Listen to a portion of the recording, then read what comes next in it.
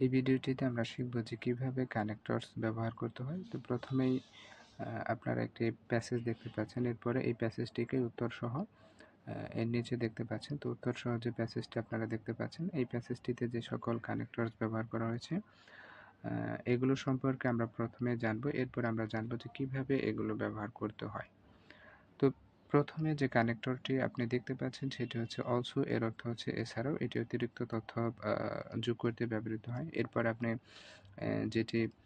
যে কানেক্টরটি দেখতে পাচ্ছেন সেটি হচ্ছে দেয়ারফর। এটি হচ্ছে as a result of something that has just bin mentioned, অর্থাৎ কেবলমাত্রই বলা হয়েছে তার ফলাফল বোঝাতে হচ্ছে দেয়ারফর এই কানেক্টরটি ব্যবহৃত হয়।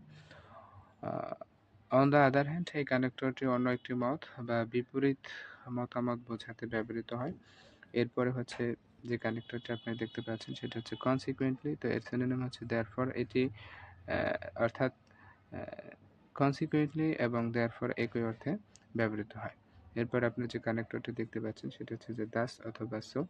তো এটি হচ্ছে as a result of something that you have mentioned, অর্থাৎ হচ্ছে এটি হচ্ছে কোনো কিছুর ফলাফল যা আপনি বলেছেন, অর্থাৎ আপনি যা বলেছেন তার ফলাফল বোঝাতে দাস অথবা সো এই কানেক্টরগুলো ব্যবহৃত হয়। তো এবার চলুন যে আমরা কিভাবে এই কানেক্টরগুলোকে বাক্যে ব্যবহার করব। তো লক্ষ্য করুন, এ healthy man can do any work. তো এই বাক্যটির অর্থ হচ্ছে যে একজন সুস্থ ব্যক্তি যে কোনো কাজ করতে পারে। এরপর যে বাক্যটি রয়েছে সেটি হচ্ছে যে he can it any food he likes, অর্থাৎ তিনি তার পছন্দের যে কোনো খাবার খেতে পারেন। তো এখানে দেখুন, প্রথম বাক্যটিতে হেলদি ম্যান, সুস্থ ব্যক্তি, এটা হচ্ছে বিষয়, এবং এই বিষয় সম্পর্কে পরবর্তী বাক্যে বলা হচ্ছে যে তিনি যা পছন্দ করেন তা খেতে পারেন। তো আমরা জানি যে যে যখন কোনো বিষয় সম্পর্কে কোনো কিছু বলা হয়, যেমন হেলদি ম্যান সম্পর্কে পরবর্তী বাক্যে বলা হচ্ছে যে তিনি তার পছন্দের যে কোনো খাবার খেতে পারেন। তো যখন কোনো বিষয় সম্পর্কে কোনো কিছু বলা হয় তখন সেই বিষয়টাকে যোগ করার জন্য আমরা যে কানেক্টরটি ব্যবহার করি বা ব্যবহার করা হয় সেটি হচ্ছে অলসো। তো অলসো হচ্ছে in addition to something else, অর্থাৎ আরও কিছু যোগ করা, দ্যাট ইউ হ্যাভ মেনশনড, যা আপনি বলেছেন। যেমন এখানে প্রথম বলেছে এ healthy man can do any work, একজন সুস্থ ব্যক্তি যে কোনো কাজ করতে পারে। এরপরে বলা হচ্ছে যে he can it any food he likes, এবং সে তার পছন্দের যে কোনো খাবার খেতে পারেন, অথবা তিনি যা পছন্দ করেন তা তিনি খেতে পারেন। তাহলে আমরা এই দ্বিতীয় বাক্যটাকে হচ্ছে সংযুক্ত করার জন্য যে কানেক্টরটি ব্যবহার করতে পারি সেটি হচ্ছে অলসো। আশা করি বুঝতে পেরেছেন যে অলসো অতিরিক্ত তথ্য যোগ করতে ব্যবহৃত হয়। আর এখানে এই যে he can it any food he likes, এটা হচ্ছে এই হেলদি ম্যান সম্পর্কে অতিরিক্ত একটি তথ্য।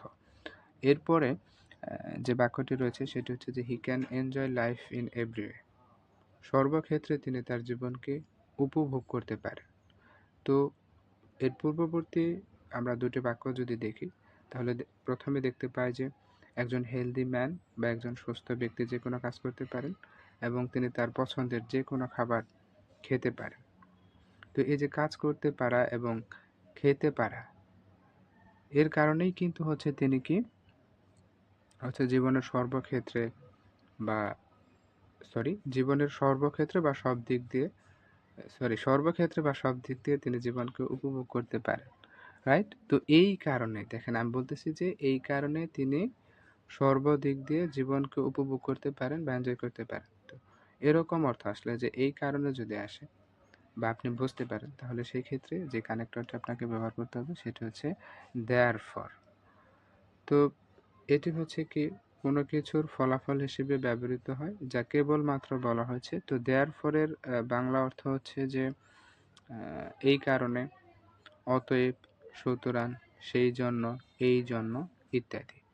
রাইট? তো এখানে বোঝাচ্ছে যে এই কারণে হচ্ছে সর্বক্ষেত্রে বা সব দিক দিয়ে তিনি তার জীবনকে উপভোগ করতে পারেন। আশা করি বুঝতে পেরেছেন।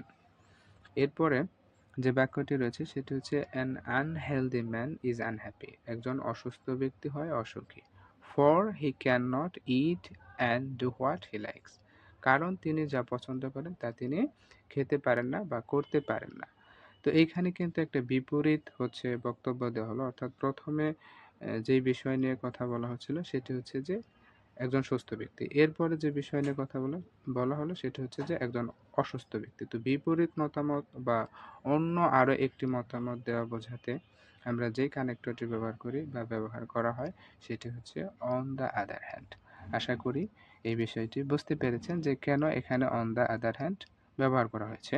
তো আপনি চাইলে এখানে কিন্তু বাট ও ব্যবহার করতে পারবেন। অর্থাৎ বাট এটিও হচ্ছে বিপরীত হচ্ছে মতামত বা হচ্ছে অপিনিয়ন দেওয়া বোঝাতে ব্যবহৃত হয়। এরপরে হচ্ছে যে বাক্যটি আপনি দেখতে পাচ্ছেন সেটি হচ্ছে যে হি লিভস অ্যান্ড ডাইজ পোর, অর্থাৎ তিনি অসহায় জীবনযাপন করেন এবং মারা যান বা মরে যান, রাইট? তো এটা হচ্ছে তার আগের যে বাক্যটি আমরা বললাম তার পরিণতি, অর্থাৎ অসুস্থ ব্যক্তি অসুখী, তিনি খেতে পারেন না এবং কোনো কাজ করতে পারে না। এই কারণে বা এর ফলেই কিন্তু হচ্ছে তিনি অসহায় জীবনযাপন করেন এবং মারা যান, রাইট?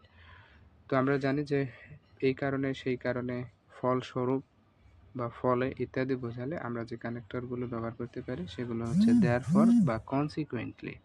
আশা করি এই বিষয়টি আপনি বুঝতে পেরেছেন যে দেয়ারফর এবং কনসিকুয়েন্টলি হচ্ছে একই অর্থে ব্যবহৃত হয়।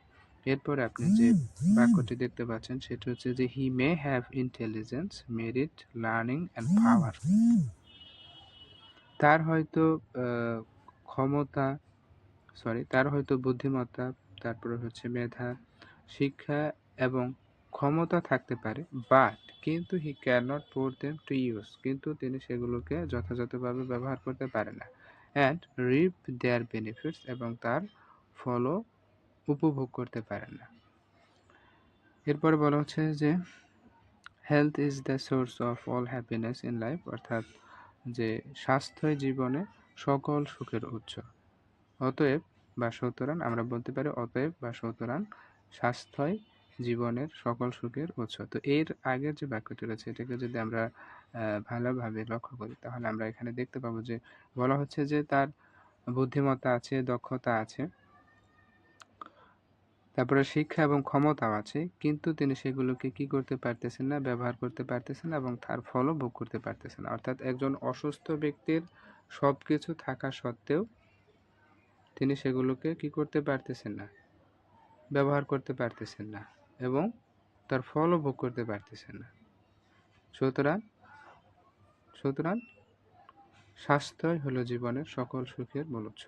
তো সুতরাং, অতএব ইত্যাদি অর্থে হচ্ছে দাস অথবা সো এই কানেক্টরগুলো ব্যবহৃত হয়। তো আশা করি আপনারা বুঝতে পেরেছেন। তো আরও ভালোভাবে বোঝার জন্য আমি আপনাদের জন্য যে কাজটি করেছি সেটি হচ্ছে যে আপনারা যাতে আরও ভালোভাবে বুঝতে পারেন সেজন্য যে কাজটি করেছি সেটি হচ্ছে যে আপনারা এখন স্ক্রিনে দেখতে পাচ্ছেন। তো এখানে বাংলা অর্থ সহ সুন্দর করে লেখা হয়েছে। আপনারা এগুলো হচ্ছে এই ভিডিও পজ করে ভালোভাবে পড়ে নেবেন, খাতায় নোট করে নেবেন, কয়েকবার পড়বেন যাতে আপনারা বুঝতে পারেন। এরপরে হচ্ছে যে কানেক্টরগুলো ব্যবহার করা হয়েছে সেগুলোর বাংলা এবং ইংরেজি দুটি অর্থ এখানে দেওয়া রয়েছে। এগুলো আপনারা নোট করে নেবেন এবং ভালোভাবে বোঝার চেষ্টা করবেন। তো এই ভিডিওটি যদি ভালো লেগে থাকে তাহলে অবশ্যই লাইক, কমেন্ট এবং সাবস্ক্রাইব করবেন।